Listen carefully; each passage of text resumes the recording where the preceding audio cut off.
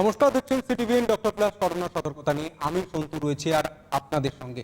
আর যে তথ্য সামনে রেখে অনুষ্ঠানে শুরু করব অবশ্যই আমাদের স্বস্তি দেয়, কিন্তু তার আগে আরও একটা বড় জিনিস, সেটা হচ্ছে আজ পুজোর আগে শেষ রবিবার। আর রবিবার মানেই আমাদের বাঙালিরা জানি বাজার হাট কেনাকাটা ভিড় আরও করোনাকে বাড়িয়ে দেওয়ার একটা রাস্তা। আমরা রবিবারে চিত্রর দিকে নজর রেখেছিলাম, দিনভর নজর ছিল আমাদের। আমরা কি দেখলাম? হাতিবাগান মার্কেট থেকে শুরু করে নিউ মার্কেট, বিভিন্ন জায়গায় মানুষের ভিড়, অনেকের মুখে মাস্ক নেই। বিশেষজ্ঞরা বলছেন রাজ্যের অবস্থা দ্বিতীয় কেরল হবে না তো। আমি কেরলের পরিসংখ্যানটা দিয়ে আজকে শুরু করব। কেন শুরু করব? কারণ কেরলে আজকের দিনে আমরা যে জায়গায় দাঁড়িয়ে রয়েছি, বিগত কয়েক মাস কয়েক দিন আগে কেরল ঠিক এই জায়গায় দাঁড়িয়েছিল। কিন্তু আজকে কেরলের অবস্থানটা কি, কোভিড পরিসংখ্যান কি বলছে? কেরলে গত 24 ঘন্টায় আক্রান্ত হয়েছেন 9016 জন। 9016 জন। আর আজকের অনুষ্ঠান থেকে আমাদের এই আশঙ্কায় প্রকাশ করতে হচ্ছে। আমার সঙ্গে ডাক্তারবাবু রয়েছেন, পরিচয় অবশ্যই করিয়ে দেব। আমাদের সঙ্গে রয়েছেন doctor Rajdeep Saha, associate professor, Raiganj medical college. Rajdeep বাবুও একমত হবেন। আজকের দিনের অনুষ্ঠান আমরা যখন করছি, বিগত কয়েকদিন পর, পুজোর পর আমাদের যখন অনুষ্ঠান করতে হবে, এই কেরলের পরিসংখ্যান নিয়ে অনুষ্ঠান করতে হবে না তো? কেরলের যে পরিসংখ্যান, সেই পরিসংখ্যান পশ্চিমবঙ্গে চলবে না তো? এই আশঙ্কা কিন্তু উঠছে। এবং যে স্বস্তির খবর আমি বললাম যে জানিয়ে রাখবো, অবশ্যই স্বস্তির খবর। প্রধানমন্ত্রী নরেন্দ্র মোদী নিজে বলেছেন, নিজে প্রধানমন্ত্রী বলছেন, ভোটের সময় যেভাবে আমরা ইভিএম থেকে শুরু করে বিভিন্ন জিনিসপত্র পৌঁছে দিই, বা প্রাকৃতিক দুর্যোগের ক্ষেত্রে বিপর্যয় মোকাবিলা দপ্তর যুদ্ধকালীন তৎপরতায় যেভাবে কাজ করে, কোভিড টিকা, হ্যাঁ, কোভিড টিকা দেশের প্রতিটি প্রান্তে পৌঁছাতে সরকার ঠিক একইভাবে কাজ করবে। রোল মডেল কি হবে? রোল মডেল হবে কমিশন মডেল। মানে নির্বাচন কমিশন যেভাবে কাজ করেন, সেই কমিশন মডেলে কিন্তু কাজ হবে কোভিড টিকাতে। এবং আমরা আরও একটা খবর সামনে রাখবো যে কোভিড টিকার পরিসংখ্যান কি, কোভিড টিকার খবর কি। আমরা প্রত্যেকেই জানতে চাইছি আমাদের দেশের কোভিড টিকার যে খবর উঠে আসছে, 2টি টিকার দ্বিতীয় পর্যায় চলছে এবং 1টি টিকা তৃতীয় পর্যায়ে পরীক্ষা চলছে। ডাক্তারবাবু আরও ভালো বলতে পারবেন। আমি একে একে পরিসংখ্যানে যাব এবং আশঙ্কার খবরে যাব, কিন্তু তার আগে আমি প্রথমেই জানতে চাইব আমাদের রাজ্যে পুজো, বিশেষজ্ঞরা বলছেন, আশঙ্কা প্রকাশ করছেন যে পুজোর পর একটা দ্বিতীয় ওয়েভ আসবে, একটা সুনামি আসবে। সাধারণ মানুষ শুনতে পাচ্ছেন, ডাক্তারবাবু আরও ভালো বলতে পারবেন, কারণ প্রচুর মানুষের সঙ্গে ডাক্তারবাবু মেলামেশা করেন এবং চিকিৎসা করেন। ডাক্তারবাবু কী ছবি দেখছেন? দেখুন, কেরালার মধ্যে একটা ছোট জায়গায় ওনাম হলো, ওনামের পরে যেটা আমরা দেখতে পাচ্ছি যে 126% রাইজ হয়েছে ইনফেকশনের। আগে যা ছিল তার থেকে অনেক অনেক অনেক বেশি বেড়েছে। এইটা কথায় মাথায় রেখে কিন্তু আমাদের চলতে হবে। এই দুর্গাপুজোর সময় কতটা আমরা আনন্দ করব তো বটেই, কতটা বাইরে বেরোবো, অন্যান্য লোকের সঙ্গে মিশবো। এই সময় এই কথাটা, কেরলের কথাটা মাথায় রেখে আমাদের এখনই কিন্তু প্ল্যান নিতে হবে, যেটুকু দরকার আমাদের সেটুকু আমরা বাইরে বেরোবো। আর এই পুজোটাকে আমরা অবশ্যই পুজো হিসেবে মানব, ঠাকুরকে প্রণাম করব, নমস্কার করব, আর যতটা পারবো নিজেকে সেফ রেখে অন্যান্য লোকের সঙ্গে আমরা কথা বলবো আর আনন্দ করব। আর আমরা জানি রীতিমধ্যেই উনি বললেন, যে সন্তবাবু বললেন যে কেস দিনের পর দিন বাড়ছে, তার সঙ্গে সঙ্গে অবশ্যই সুস্থতার হারটাও বাড়ছে। কিন্তু সেটা কথা মাথায় রেখে আমাদের মনে রাখতে হবে, আমরা সেকেন্ড ওয়েভ কিন্তু আমরা এক্সপেক্ট করছি না, যেটা অন্যান্য বাইরের দেশে অনেক জায়গায় এক্সপেক্ট হয়ে গেছে সেকেন্ড ওয়েভ। সেটাকে ঢুকতে গেলে আমাদের এখনই সেটাকে প্রিভেন্ট করতে হবে। অবশ্যই যদি কোনো আমাদের পেশেন্টের যদি কোনো প্রবলেম থাকে এই সময়টা, সর্দি কাশি জ্বর, তার সঙ্গে সঙ্গে নানা রকমের, তা আমরা নিকটবর্তী ডাক্তারবাবুর কাছে অথবা স্বাস্থ্যকেন্দ্রে দেখাতে হবে। নিজেকে লুকিয়ে রাখবেন না, আর তার সঙ্গে সঙ্গে ট্রিটমেন্ট করতে হবে। আর দুর্গাপুজোর সময় যতটা পারবেন নিজের সেফ সাইডে থেকে আপনার পুজোটাকে উপভোগ করবেন। একদমই তাই। এবং সুস্থতার হার বাড়ছে, ডাক্তারবাবু বললেন, এবং পরিসংখ্যান কিন্তু সেই কথাই বলছে। কিছুটা আপস অ্যান্ড ডাউন হচ্ছে। আমরা আগের 24 ঘন্টা বা গত 24 ঘন্টার পরিসংখ্যান থেকে যেটা বোঝা যাচ্ছে, আপস অ্যান্ড ডাউন হচ্ছে। আক্রান্তর ক্ষেত্রেও তাই, সুস্থতার হারের ক্ষেত্রেও তাই। আমরা একটু পরিসংখ্যানটা দিয়ে দিই। দেশে 24 ঘন্টায় আক্রান্ত হয়েছেন 61,871 জন এবং 24 ঘন্টায় সুস্থ হয়েছেন 72,614 জন। এবং সংক্রমণের হার রয়েছে গত 24 ঘন্টায় 6.38%। স্বভাবতই আপনারা পরিসংখ্যানে স্পষ্ট যে 61,000 যেখানে আক্রান্ত, সেখানে কিন্তু 72,000 সুস্থ হয়ে বাড়ি ফিরছেন। কিভাবে ফিরছেন? অবশ্যই তাদের সতর্কতা এবং ডাক্তারবাবুদের নিরলস প্রচেষ্টা। এবং আমাদের রাজ্যের পরিসংখ্যানের দিকে অবশ্যই নজর রাখবো। রাজ্যে 24 ঘন্টায় আক্রান্ত হয়েছেন 3,865 জন এবং রাজ্যে সুস্থ হয়েছেন গত 24 ঘন্টায় 3,183 জন। এই পরিসংখ্যান উঠে আসছে, কিছুটা স্বস্তি দিচ্ছে, আবার কিছুটা আশঙ্কার দিকেও ঠেলে দিচ্ছে। কারণ মানুষের ভিড়, মানুষের আনন্দ করার জন্য মানুষের মন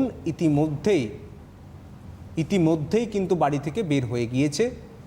এবং আমরা যে ছবি দেখিয়েছি, যে ছবি আমাদের সামনে উঠে আসছে, ইতিমধ্যে কিছু পুজো উদ্বোধন হয়ে গিয়েছে রাজ্যের বিভিন্ন প্রান্তে, জেলার বিভিন্ন প্রান্তে, শহর থেকে শহরতলি। সেখানে ইতিমধ্যেই ভিড় কিন্তু যথেষ্ট উদ্বেগ বাড়াচ্ছে। ডাক্তারবাবু, ডক্টর সাহা, আমি এর আগের অনুষ্ঠানেও বারবার আমাদের পুজো সম্পর্কিত বিভিন্ন আঙ্গিক, বিভিন্ন বিষয়বস্তু নিয়ে আলোচনা করেছি। আজকে যেই বিষয় নিয়ে শুরু করব পুজোর, সেটা হচ্ছে অঞ্জলি। আমরা জানি অঞ্জলি পুজোর একটা বড় পার্ট এবং প্রত্যেকের কাছে একটি আকর্ষণের জায়গা।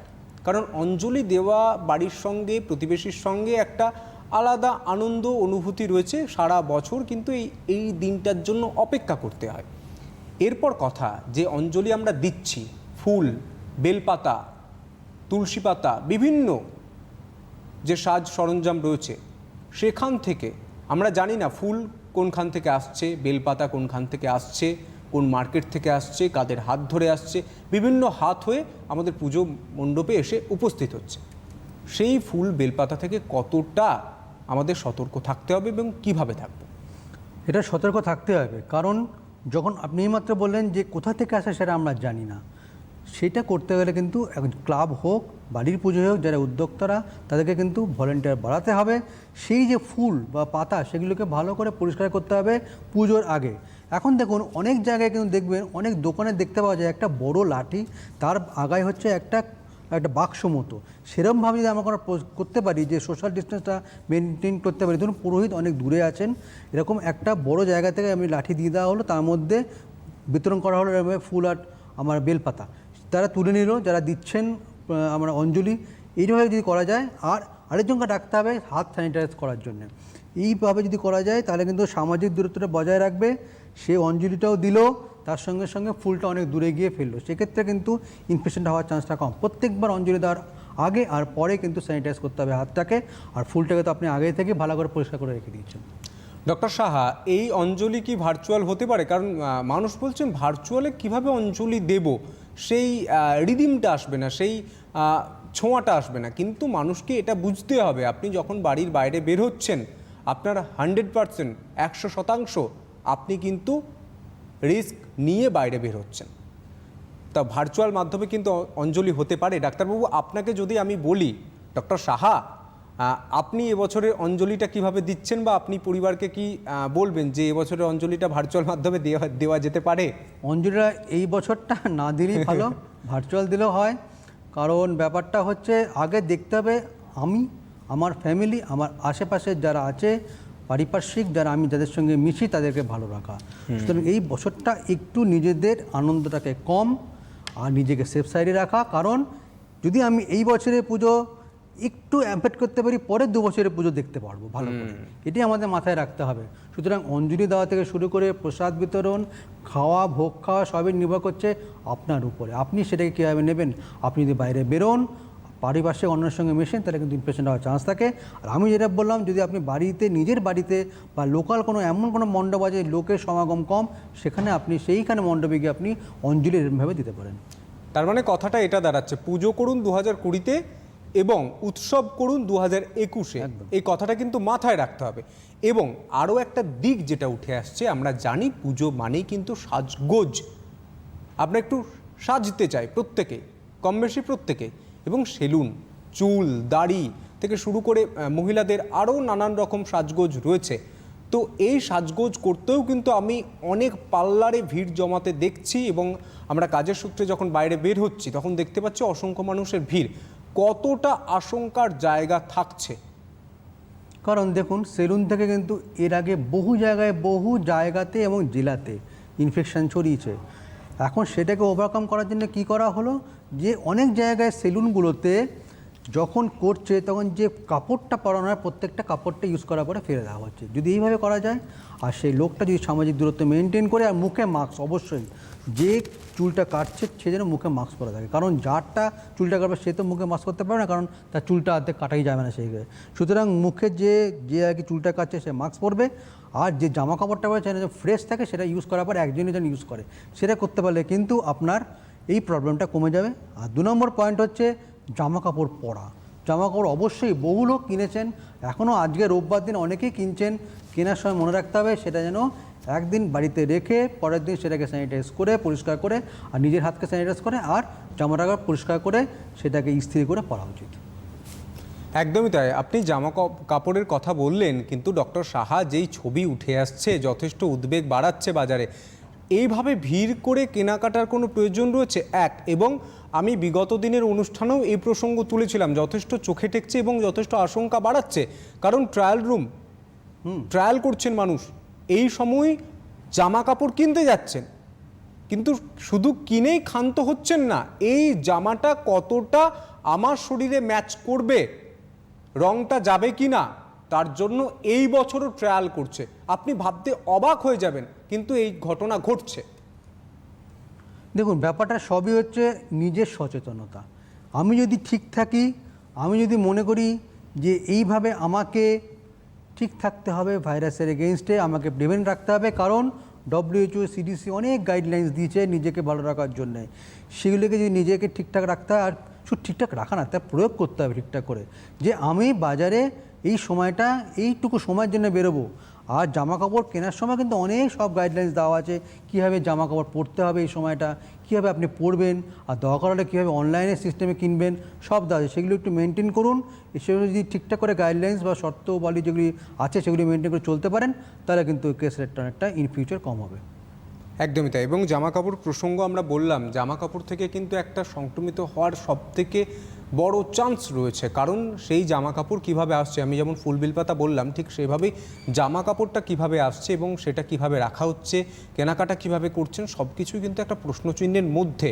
এখানে আমরা অনুষ্ঠান করছি, সেই দায়বদ্ধতা থেকে হয়তো আমরা বলতে পারি না এবছর জামা কাপড় আপনারা কিনবেন না, কিন্তু বিশেষজ্ঞরা কিন্তু বারবার পরামর্শ দিচ্ছেন এবছরের কেনাকাটাটা বুঝে শুনে করুন।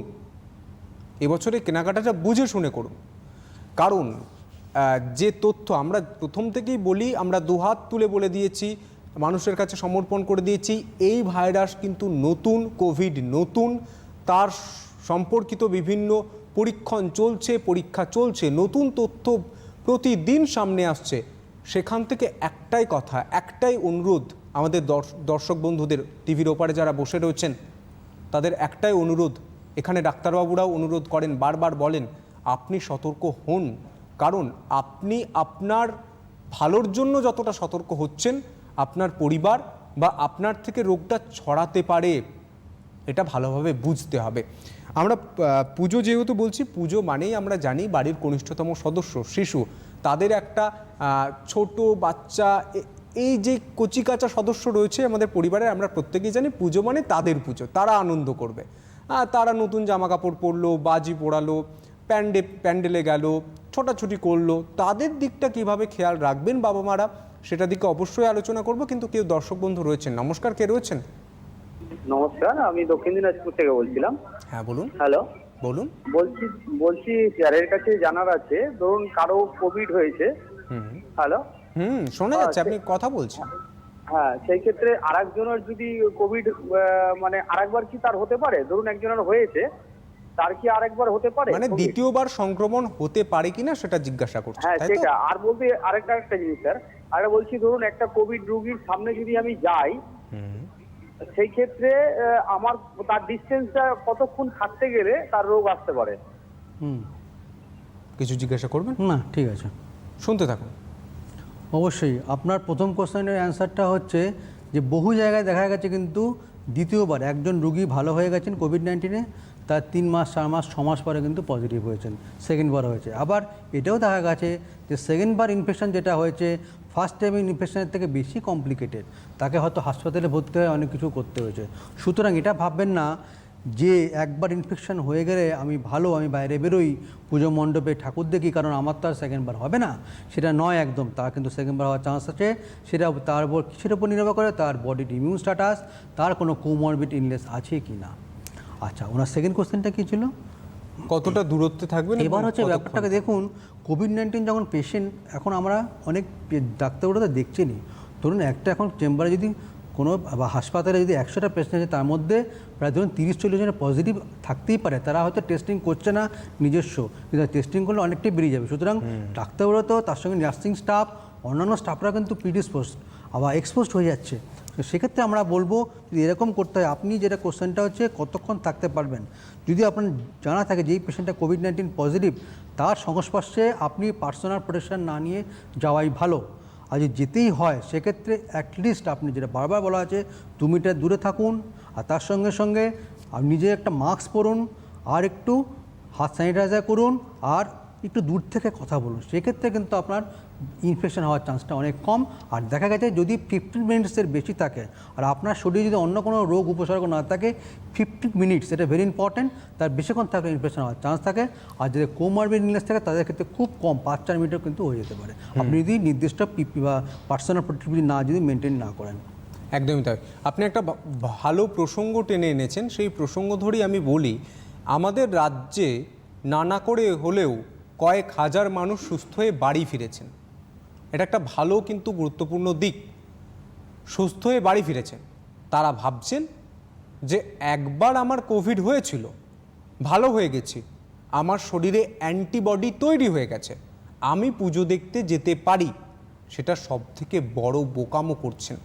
ডাক্তারবাবু বললেন, পরিষ্কার বলে দিলেন, দ্বিতীয়বার কোভিড হতে পারে এবং হার্ড ইমিউনিটি, অ্যান্টিবডি, এই শব্দগুলো আপনি ওতপ্রোতভাবে জেনে গেছেন, বুঝে গেছেন, কিন্তু এটা শরীরে আপনার কতক্ষণ স্থায়ী সেটা কেউ জানে না, কেউ জানে না। একটা বড় প্রশ্নচিহ্নের মুখে। তাই একটাই উপদেশ বলতে পারেন বা একটাই অনুরোধ বলতে পারেন, যারা বাড়িতে রয়েছেন, সুস্থ হয়ে বাড়ি ফিরেছেন, দয়া করে বাড়ির বাইরে বের হবেন না পুজো দেখতে, ভিড়ের মধ্যে যাবেন না। এবং আপনাদের হওয়ার চান্স এই কারণে বেশি, ডাক্তারবাবু যেমনটা বললেন, যে তাদের শরীরে একবার যেহেতু করোনা হয়েছে, তাদের শরীরে একটা কিন্তু এফেক্ট ফেলে এসেছে। সেই জন্য ইমিউনিটি কিন্তু আমরা বলতে পারি না যে হার্ড ইমিউনিটি হয়ে গিয়েছে আর হবে না, এটা কিন্তু বলা যায় না। এবং যে প্রশ্নে আমি ছিলাম, বাড়ির কনিষ্ঠতম সদস্য, তাদের কিভাবে খেয়াল রাখবো অবশ্যই জানবো, কিন্তু তার আগে আরও কেউ দর্শক বন্ধু রয়েছেন। নমস্কার, কে রয়েছেন? হ্যালো। হ্যাঁ নমস্কার। হ্যাঁ, আমি ওই রত্না বোস বলছি, শিলপাড়া থেকে। হ্যাঁ বলুন। বলছি যে আমি তো রোজ অফিসে যাই, কিন্তু আমি ওই মাস্ক পরে থাকি এবং মানে মাথায় ওড়না দিয়ে থাকি, কালার ফিনিশ পরে যাই, আর সবসময় হাত স্যানিটাইজার করি, যত পারি হাত ধুই, মানে কিন্তু যাই চার্টার্ড বাসে মেম্বার আর কি। তাই বলছি যে অনেকদিন ধরেই যাচ্ছি, কিন্তু এখনো পর্যন্ত কিছু হয়নি, কিন্তু তাও একটু ভয় লাগে। মানে মাস্ক পরে থাকলে কি এটা অনেকটা প্রিভেন্ট হবে? অবশ্যই। খুব আচ্ছা। ভালো কোশ্চেন। আর কিছু প্রশ্ন রয়েছে? না, মানে আমি এটাই জানতে চাইছি। একদম, আপনি শুনতে থাকুন, ডাক্তারবাবু উত্তর দিচ্ছেন। আপনি কিন্তু অ্যাডিকুয়েট সব প্রিভেন্টিভ মেজার্স নিয়েছেন, আর তার সঙ্গে আপনি খুব ভালো কোশ্চেনটা করেছেন। মাস্ক ইজ দ্য সিঙ্গেল, একটু মাস্কটা আপনি যদি সারাক্ষণ পরে থাকেন যখন আপনি বাইরে ডিউটিতে আছেন, সেক্ষেত্রে কিন্তু আপনার ইনফেকশন হওয়ার চান্সটা অনেক কম। আর তার সঙ্গে হাতটা পরিষ্কার করা, আর অবশ্যই নাকে মুখে হাত অপরিষ্কার অবস্থায় মুখে নাকে হাত দেবেন না। যদি দরকার হয় যে আপনার নাকে মুখে হাত দেওয়া, ধরুন নাকটা চুলকাচ্ছে বা মুখে একটা হাত দিতে হবে, সেক্ষেত্রে বারে বারে আপনি হাতটা স্যানিটাইজার ইউজ করুন, তারপরে মুখে বা নাকে আপনি হাতটা দিন। সেক্ষেত্রে কিন্তু ভাইরাস ইনফেকশন হওয়ার চান্সটা অনেক কম। আর অবশ্যই দেখা গেছে ভাইরাসটা অনেক সময় অনেকের চুলে ক্যারি করে, সুতরাং সেক্ষেত্রে সেটাও আপনি ক্যাপ করছেন, খুব ভালো। এটুকু করলে কিন্তু প্রিভেন্টিভ মেজার আপনি অনেক নেবেন। তার সঙ্গে সঙ্গে অবশ্যই এখন প্রত্যেকটা লোককে কিন্তু ফাইট করতে হবে এগেনস্ট দিস ভাইরাস, কারণ এটা হচ্ছে নোবেল ভাইরাস। সন্তবাবু বললেন নোবেল ভাইরাস মানেটা কি, এখনও পর্যন্ত এই ভাইরাসের একজনের হয়ে গেলে কতটা অ্যান্টিবডি তৈরি হচ্ছে আর লস্টিং করছে কতদিন সেটাও জানা যাচ্ছে না, কতটা হার্ড ইমিউনিটি তৈরি করছে সেটাও আমরা জানতে পারছি না। সুতরাং আপনার প্রোটেকশন আপনার উপরে, সেক্ষেত্রে আপনি যদি ভালো করে প্রোটেকশন নিতে পারেন, আপনার ইনফেকশনটা হবে না। একদমই তাই। এবং যে প্রশ্ন করছিলাম, বাড়ির কনিষ্ঠতম সদস্য যারা রয়েছেন বা বাড়ির কচিকাঁচা যারা কনিষ্ঠতম রয়েছেন, যারা সদস্যরা আছে তাদেরকে এই সময়টা একটু ট্যাকেল করা প্রবলেম, কারণ তারা আনন্দ করবেন, তারা প্যান্ডেলে যাবে বাচ্চারা। সেক্ষেত্রে আমরা বলবো এই সময়টা বাড়ির যারা প্যারেন্টস আছে তাদেরকে একটু মোটিভেট করতে হবে, তাদেরকে বলতে হবে যে আনন্দ করুক, বাড়িতে দৌড় করুক, সব কোনো ব্যাপার না, এদিক ওদিক সবার সঙ্গে গল্প করুক, কিন্তু যখন জনসমাগমনটাকে অ্যাভয়েড করতে হবে, ভিড়টাকে অ্যাভয়েড করতে হবে। এমন সময় না বাচ্চাটাকে বাইরে নিয়ে বের করবো না যে সময়টা লোক সমাগম বেশি, ভিড় উপচে পড়ছে, এমন সময় প্যান্ডেল ঠাকুর দেখতে গেলাম। এই যদি না করা যায় তাহলে কিন্তু কনিষ্ঠরা উপকৃত হবে এবং আমার এটাকে এন্টারটেন বা এনজয় করতে পারেন পুজোটাকে। একদমই। আমি আলোচনায় থাকবো, কিন্তু দুটো তথ্য আপনাদের দিয়ে রাখি, দুটো খবর। যে দুর্গাপুজোর পর করোনা বাড়বে এটা ধরে নিয়ে, আমি আগেও বলেছিলাম, এটা ধরে নিয়ে রাজ্য সরকার কিন্তু প্রস্তুতি শুরু করেছে, প্রশাসন শুরু করেছে।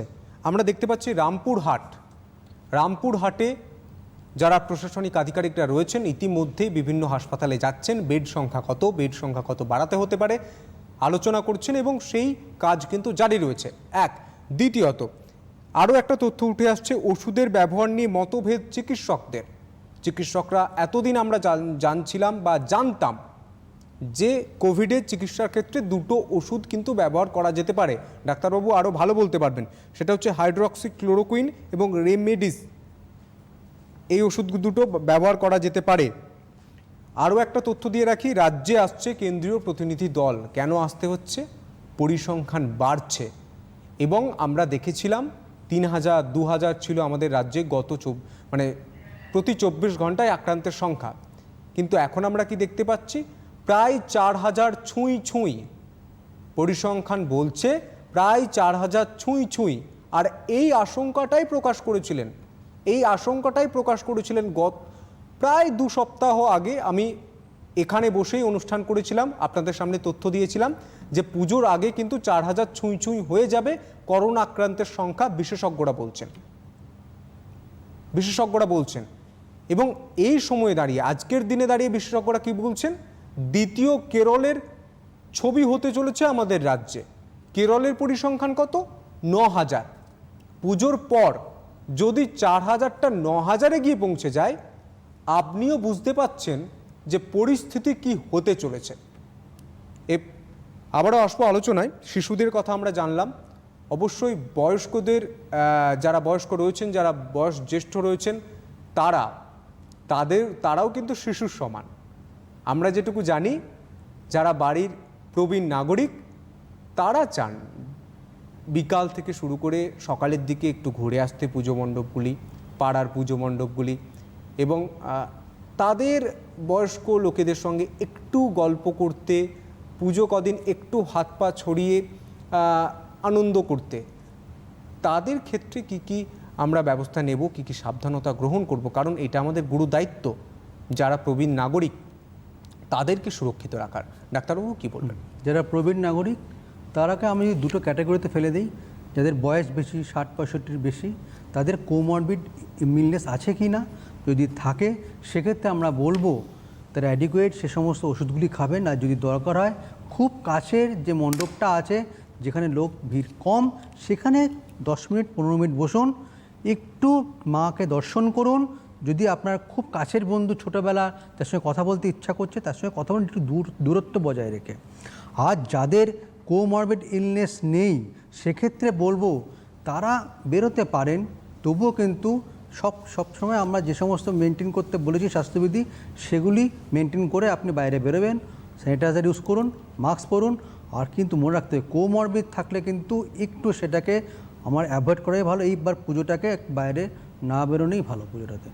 একদমই। এবং পুজো মানেই আমরা জানি গান, নানা লাউডস্পিকারে গান চলবে পুজো মণ্ডপে। সেই গানের সময় আমরা খেয়াল করি, আমরা যদি ভালোভাবে খেয়াল করতে পারি, একবার স্মৃতি থেকে যদি ছবিটা তুলে আনতে পারি, যদিও পুজো আর মাত্র কয়েকটা দিন, সেখান থেকে আমরা কি বুঝতে পারবো যে গান যখন চলে প্রত্যেকটা পুজো মণ্ডপে, তখন আমাদের কথা জোরে জোরে বলতে হয় একে অপরের সঙ্গে। এই বছর আমাদের মাস্ক রয়েছে মুখে, আমরা কথা বললাম, একজন বুঝতে পারলেন না, আমরা তখনই কি করলাম? শুধু পুজো বলে নয়, আমরা মার্কেটগুলোতেই ওই ছবি দেখছি, তাই তুলে ধরছি প্রসঙ্গটা। মাস্ক খুলে চেঁচিয়ে বলতে হচ্ছে। শোন রে এই কথাটা। তো এটা কত বড় ক্ষতিকারক দিক, এটা কত বড় আশঙ্কা যোগাচ্ছে, যথেষ্ট আশঙ্কার বিষয়বস্তু। কারণ ড্রপলেট আমরা জানি, বারে বারে আমরা বলতে পারি যে আমরা কথা বলছি, আমাদের সামনে এই মুহূর্তে আমরা মাস্ক পরে নেই, দূরত্ববিধি মেনে আমরা দূরত্বে বসে রয়েছি, মাস্ক পরে নেই, কিন্তু ড্রপলেট হচ্ছে, প্রতিনিয়ত ড্রপলেট হয়, তার জন্যই মাস্ক। সেই মাস্ক যখন আপনি খুলে লাউডস্পিকারের জন্য কাছাকাছি এসে চেঁচিয়ে চেঁচিয়ে কথা বলছেন, কতটা আশঙ্কার জায়গা? খুব সুন্দর কোশ্চেন, কারণ এই সময় বাইরে লাউডস্পিকার বাজবে, গান বাজবে। এবারে যখন আপনি ধরুন একটা মণ্ডপে যখন কথা বলতে যাবেন, একে অপরের সঙ্গে কথা শুনতেই পারবেন না, আপনি চাইবেন কি মাস্কটা খুলে কথা বলা, সেক্ষেত্রে কিন্তু একটা চান্স থেকে গেল ড্রপলেটগুলি বেরোনোর। আপনি যখন জোরে জোরে কথা বলবেন, ড্রপলেট আরও বেশি বেরোবে, ম্যাক্রো ড্রপলেট, সেই সব প্রবলেমগুলি হবে, তখন কিন্তু ইনফেকশনের চান্সটা বেড়ে যাবে। সেক্ষেত্রে আমাদের কী করতে হবে, তাই জন্য বারবার বলা হচ্ছে মাস্ক পরুন, মাস্ক না পরলে হবে না। আর কি করতে হবে, যদি সোশ্যাল ডিস্টেন্সটা মেনটেন করতে হবে, আর জোরে করে কথা বলতে হবে। যদি আপনার মনে হয় যে লাউডস্পিকারটা চলছে, অবশ্যই একটু জোরে করে কথা বলুন, যাতে শুনতে পাবে। কখনোই এই সময়টা কিন্তু ভুল করে মাস্কটা আপনি খুলবেন না, যদি দরকার হয় সেই কথাটা আপনি অন্যভাবে পরে ফোনে বলুন, বোঝাতে পারে, হ্যাঁ পরে অন্যভাবে ফোনে আপনি বলতে পারেন, কিন্তু মাস্কটা আপনি খুলবেন না যখন বাইরে বেরোবেন। বা তরুণ প্রজন্মের কাছে আরও একটা নতুন পন্থা রয়েছে, আরও একটা সহজ দিক রয়েছে, সেটা হচ্ছে আপনি হোয়াটসঅ্যাপ গ্রুপ ব্যবহার করতে পারেন। আমি তো তরুণ প্রজন্ম থেকে আসি, আমি জানি, পাশাপাশি বসেও কিন্তু হোয়াটসঅ্যাপ গ্রুপে কথা বলা যায়। তো কেউ দর্শক বন্ধু রয়েছেন? নমস্কার, কে রয়েছেন? নমস্কার, শোনা যাচ্ছে? নমস্কার, হ্যাঁ বলুন। হ্যাঁ, আমি বজবজ থেকে বলছিলাম। হ্যাঁ বলুন। আমি একজন ফিজিও প্রফেশনাল আর কি, মানে আমি ফিজিওথেরাপিস্ট। তা আমি এই করোনার পরিস্থিতিতে আমার সমস্ত প্র্যাকটিস আর কি বন্ধ রেখেছি। তা যবে থেকে মানে মার্চ মাসের পর থেকেই সমস্ত কিছু বন্ধ হয়ে গেছে। তাই আমি ডাক্তারবাবুকে যদি প্রশ্ন করতে চাই যে আমি যদি এবার স্টার্ট করি, কারণ অনেক পেশেন্ট আজকে ফিরে যাচ্ছে, মানে দীর্ঘদিন ধরে তারা সাফার হচ্ছে, তাই আমি যদি এবার স্টার্ট করি তাহলে আমি কিরকম কি প্রিকশন নিয়ে করতে পারবো কি, মানে এখনই বন্ধই রাখবো? আপনার বয়স কত, আর কোনো কোমরবিড কিছু আছে নাকি, মানে ইলনেস? না, আমার কোনো কমোডিটি নেই, আমার বয়স 42 ইয়ার্স। 32? 42, ঠিক আছে, ওকে। দেখুন, ব্যাপারটা যে ফিজিওথেরাপি মানেই হচ্ছে কি, তারা যে সমস্ত রুগীদের সার্ভিস দেন তারা হচ্ছে স্ট্রোকের পেশেন্ট, বা আপনার একটা হাত অকেজো হয়ে পড়েছে, বা আপনার কোনো একটা পায়ে ফ্র্যাকচার হয়েছে, সেখান থেকে পাটাকে সার্ভাইভ করার জন্য আপনাকে ভালো করে ফিজিওথেরাপি করতে হবে। সেক্ষেত্রে কিন্তু আপনি রোগের কন্ট্যাক্টে চলে যাচ্ছেন, এবার সে আপনি জানতে পারছেন না ওই রুগীর করোনা পজিটিভ কি করোনা নেগেটিভ। সেক্ষেত্রে আমরা বলবো, যদি আপনাদের করতেই হয়, অনেক কিন্তু ফিজিওথেরাপি তাদের কাজ শুরু করে দিয়েছে, একটু দূর থেকে করতে হবে।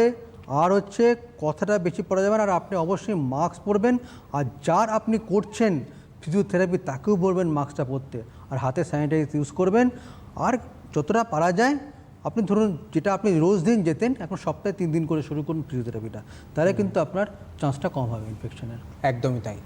এবং আপনারা জানেন, যারা টিভির ওপারে বসে রয়েছেন আমাদের দর্শক বন্ধু, প্রথম দিন থেকে আমরা আমাদের দায়বদ্ধতা থেকে প্রতিদিন এই করোনা নিয়ে আপনারা কি সতর্ক নেবেন, সতর্ক বার্তা এখান থেকে আমরা দেওয়ার চেষ্টা করেছি।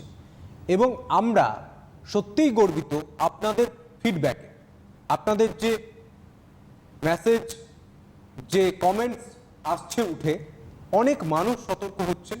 এবং আমাদের এই ঘটনা বারে বারে সামনে আসছে যে অনেক মানুষ সতর্ক হচ্ছেন, এই অনুষ্ঠান দেখছেন এবং ফোন কলস করছেন। আজ অবধি এখন পর্যন্ত কেউ যদি ফোন করে জানতে চায় মাস্ক কিভাবে পরবো, আমাদের ডাক্তারবাবুরা কোনো সংকোচ ছাড়াই এখান থেকে আজও আপনাকে প্র্যাকটিক্যাল দেখিয়ে দেয় কিভাবে মাস্ক আপনি পরবেন, এবং আপনাকে সতর্ক করার চেষ্টা করে। আমাদের সঙ্গে আর কেউ দর্শক বন্ধু রয়েছেন? নমস্কার, কে রয়েছেন? হ্যালো, নমস্কার, হ্যাঁ নমস্কার, বলুন। হ্যাঁ আমি জ্যোৎস্না মুখার্জি বলছি। আমি একজন সিনিয়র সিটিজেন পার্সন।